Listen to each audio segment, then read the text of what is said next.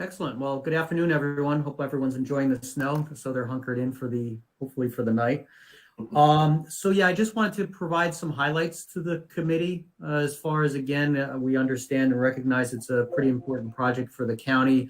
We also want to make sure that we're keeping people involved and keeping the communication lines open and keeping them informed as well. So as Ron had indicated, he asked me to provide an update to the committee regarding the current status of the project. So just a brief recap, and maybe I'm going over some items that had previously been brought to your attention, but obviously the bids were received.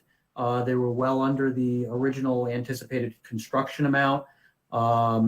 We had originally anticipated a construction amount of roughly 6.5 million. Those were just the construction costs, and the bids came in at roughly 4.6. So again, well within the overall budget for the project. Bids were awarded back on November 16th. And from that period, the contracts were signed in December. And then the formal notice to proceed was provided on December 30th to the contractors. So that was after the contractors posted their required performance bonds, certificates of insurance, and so forth. We've also had an initial pre-construction meeting with the contractors, and there have been some of the DPW committee members associated with that. So again, Supervisor Guzzi, Supervisor Knott were in that meeting. And that was just to kick off, introduce the contractors and the various parties as far as the overall work. And so since that time, although there hasn't been hard construction, there's been a lot of work that's been taking place in preparation for the construction. So that includes a few meetings, including a meeting that our office had with the EFC, New York State Environmental Facilities Corporation. They're one of the two entities that it's providing the funding for the project. So we actually had a meeting, a virtual meeting with them to discuss meeting some of their requirements paperwork-wise to make sure that the process moves smoothly for the county once the county starts requesting reimbursement for some of the costs that it's going to incur for the construction. So just to remind everyone, that process is a reimbursement. So that means the county has to pay out of pocket first, and then it gets reimbursed by New York State EFC. Some of the paperwork that's required for that is, since it is state funding, there are WBE and MBE requirements. So those are women-owned business and minority-owned business requirements. There's a goal set by the state for perhaps as high as 30% participation in that process. So the contractors have to show good faith effort in order to obtain those items. And so that's called a work plan that has to be submitted. So they have actually submitted that paperwork, and our office has submitted that information into EFC for their approval. In addition to that, we've had brief progress meetings with the contractor and the county, including meeting. One was a virtual meeting with Dean Knox and the engineer for the airport. The second was an actual site meeting with representatives Richmore Aviation, as well as Dean Knox, to physically walk the path. Because if you recall, part of this project is not only dealing with the wastewater from the Commerce Center, but it's actually to do away with the existing sand filter that currently serves the airport, and for that waste to be tied into this collection system. And thus doing away with another surface discharge, so it's a benefit to the environment there. So we walked the route with them just to confirm that there were not going to be any issues regarding the operation of the airport, which they confirmed it would not. Keep in mind, most of the work that the contractor will be doing in that area is all going to be directional drilling, so it's not open trench where there's going to be a lot of disturbance. There'll be small areas, but again, nothing that will disrupt the airport operation as a whole. So we were satisfied, and they were satisfied with that. There's a notification that has to be submitted to the FAA regarding construction taking place on the airport grounds, and so that paperwork was submitted to the FAA. There's a 45-day lead time from the time that it's submitted to the time the contractors can start work. So that'll put the construction roughly into the second week of September, or my apologies, second week of February, my apologies, second week of February, when that work can potentially take place at the airport. Right now, the contractor is leaning towards starting their work at that location. And that would be about a 2-week to a 3-week time frame for them to complete their work there, or the majority of their work.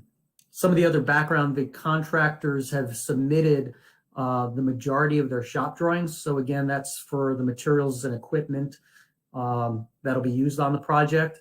The majority of those are all in, including the long lead ticket items, which are the actual pump stations themselves, as well as the emergency backup generators. So both of those submittals have been submitted. We anticipate that they'll actually be turned around by the end of this week. So that'll get that process going, because in some instances, those will take anywhere between 6 to 12 weeks as far as the fabrication before they get on site. In addition to the contractor, if you drive along Route 66, the contractor has completed their initial construction stakeout. So if you drive along 66, you'll see ribbon, especially when you're heading out towards Ghent, you'll see painted ribbon on lath along the right-hand side of the roadway. And that's the anticipated path of the force main and the sewer line. So again, you'll see that that's all been staked out. The contractors has also staked out the easement locations associated with the pipeline, as well as where the pump stations are going to go. So all of that work has been completed. We ran into one issue with one property owner where they weren't going to allow the surveyor on site to complete their work. We contacted the county attorney's office on that matter. So I'm glad that it's happened now versus, construction. So we were able to come up with a game plan. We actually obtained a notice from the county attorney's office that we'll be able to hand each one of the property owners as a notice, about the work that'll be taking place. So hopefully that will ease any tension that may take place as far as that construction along 66 or any of those easements. But again, I'm glad that it kind of happened now during the preliminary stakeout phase versus running into it in the midst of construction where it would potentially slow the process down. So our plan is, once we know that the contractor will be starting work and crossing some of these private properties along the easements, we're going to be getting roughly a 2-week schedule from the contractors, at which time both our office and the contractors can go out, knock on the doors, let people know what's going to be taking place, so that way they're provided a notice.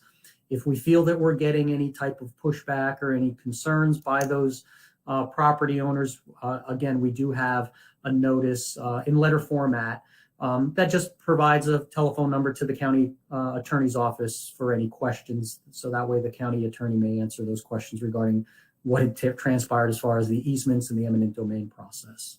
So hopefully that'll help that process go a little smoother in the future. So I believe those were the highlights, at least on my end, as far as the process to date. Again, we'll be having another construction meeting with the contractor in the next week or so. So at that point, we'll be able to get that 2-week look ahead as far as schedule. By all means, we'll be providing that to both Supervisor Knott and Supervisor Guzzi, so that way they're aware of it and they can pass that on if they'd like. We're working on some cost figures.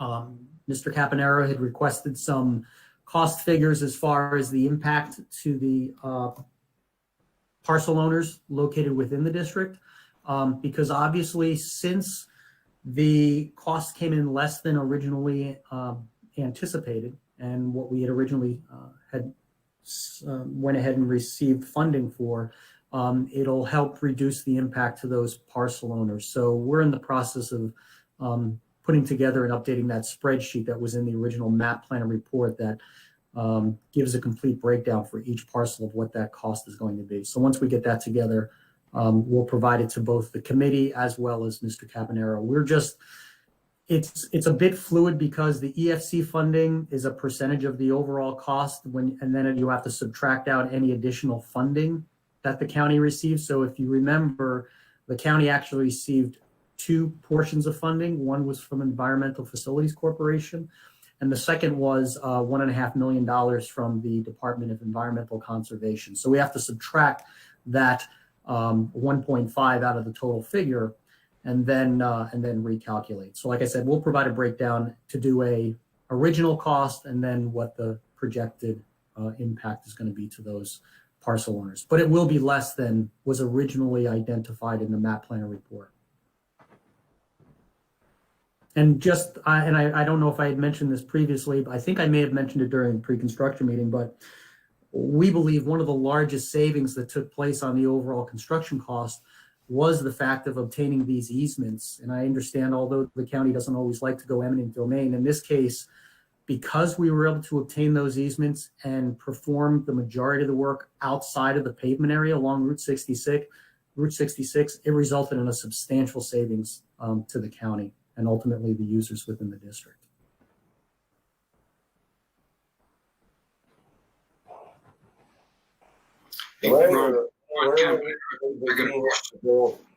EFC for some of the engineering work that we've already got into this?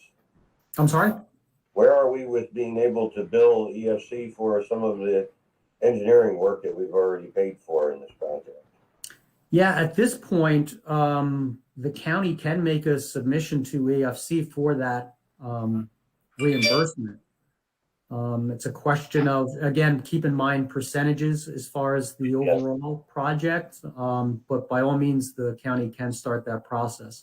We are, I spoke with Mark Long from our office. He's our project manager that's handling the construction phase on this project. Unfortunately, he had another commitment, so he wasn't able to attend today.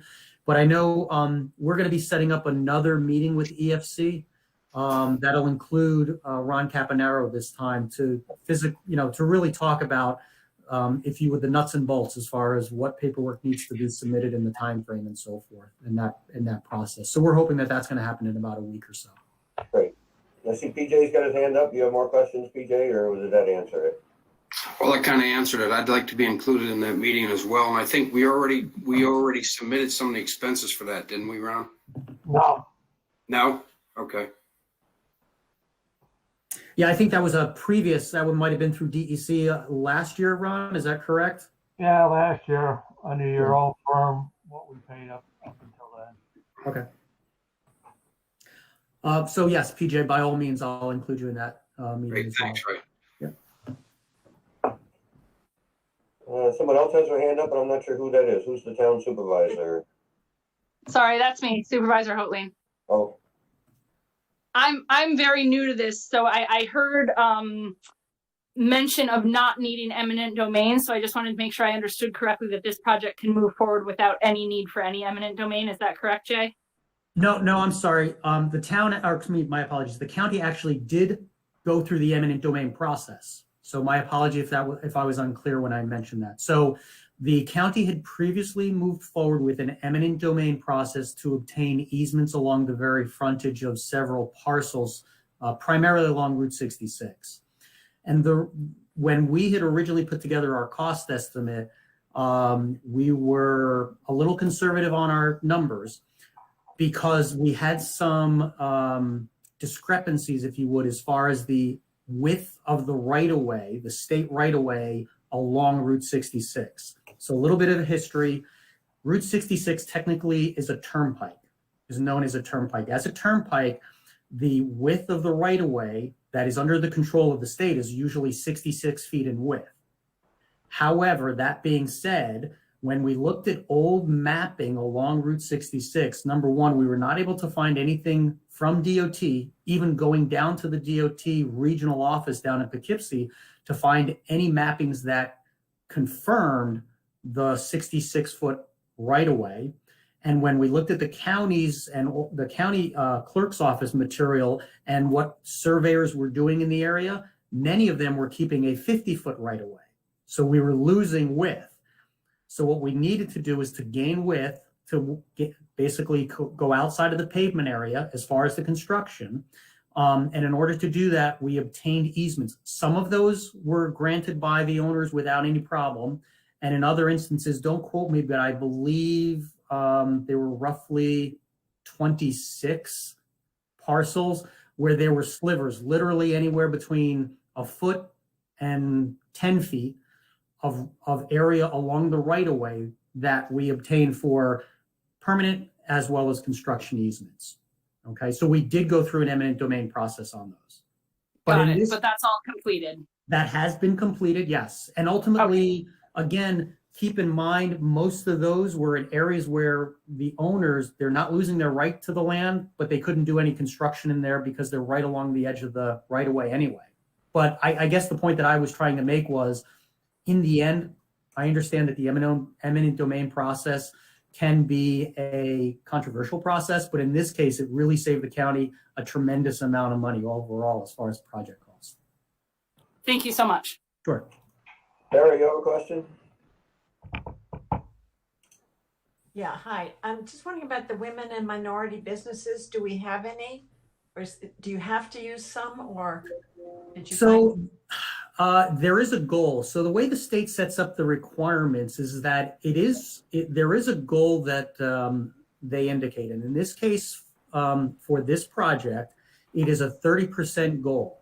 And what the contractors are required to do is to prepare a work plan. As a matter of fact, our office had to do the same thing since we were getting some of our funding through EFC. And we had actually obtained a woman-owned business for the purposes of the electrical engineering. And we brought in a women-owned business to assist us with the EFC tracking, if you would, for minority-owned and women-owned businesses as far as the work plans.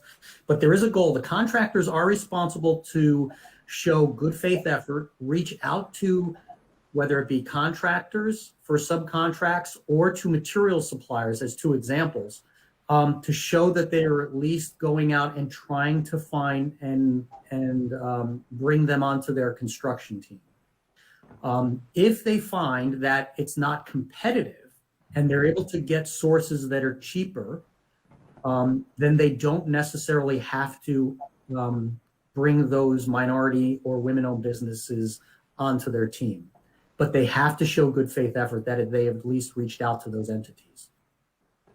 And that's all part of a plan, right, Ray, that they have to put together first and then show that they work through it. So That's correct. So yes, so as part of the process and the information that's been submitted to the Environmental Facilities Corporation is that those work plans showing in some instances that they have hired, I don't have the specific number or names as far as the subcontractors, but either that they have hired those subcontractors and material suppliers and that they've also done good faith effort if they're not going to hire a certain percentage. So they may not meet the goal. Most contractors will hire some, but we find that in many instances, they don't, quote, reach the goal of 30%, but they may reach a goal of 15%.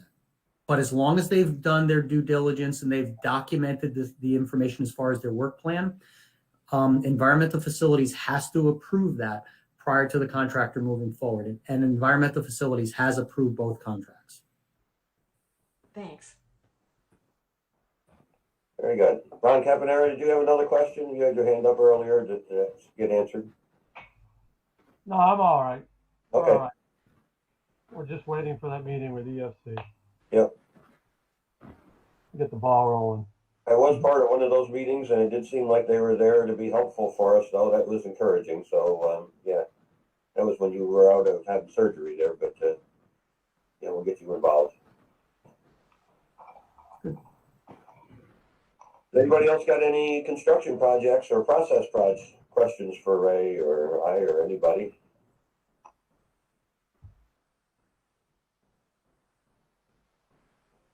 I can just say that I'm happy with the project rolling ahead here. This has been years and years. I can't remember exactly when we started this committee to decide what we should do with this project, but Sarah, you were there. Jimmy, you were there. We talked about a lot of different alternatives and what we might do to comply with DEC, and we're finally down the path of a real project here. So kind of exciting.